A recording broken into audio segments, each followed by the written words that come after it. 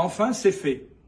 L'Union européenne vient de se décider à prendre enfin des sanctions contre le Rwanda. Alors c'est une première étape. C'est une première étape, mais après le vote de cette résolution pour laquelle on s'était battu au Parlement européen, qui condamnait clairement le Rwanda pour l'agression et les pillages qu'il fait depuis des années en République démocratique du Congo, eh bien, le Conseil européen vient ce lundi de décider de prendre des sanctions très claires contre une série de responsables de cette agression et surtout aussi contre la société qui commercialise le minerai volé en République démocratique du Congo et acheté par l'Union européenne.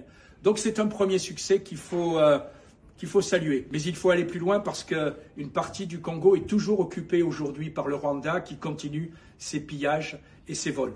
Alors il faut exiger le plus rapidement possible le retrait de toutes les troupes du Rwanda, des territoires congolais qu'ils occupent avec leur milice, le M23. Il faut aller plus loin parce que désormais, il faut arrêter cet accord entre l'Union européenne et le Rwanda, où l'Union européenne, jusqu'à présent, achetait ces minéraux volés. Et puis, il faut aller plus loin aussi en désignant le vrai responsable, M. Kagame, et en prenant des sanctions très clairement contre son équipe.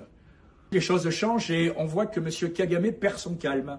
Voilà, il perd son calme, il vient ce lundi de rompre les relations diplomatiques avec la Belgique, qui avait osé le critiquer, et lui qui se croyait tout permis, qui pensait qu'en organisant des grands prix automobiles, en organisant des championnats du monde de vélo, eh bien, on oublierait ses crimes, aujourd'hui est rappelé à la réalité.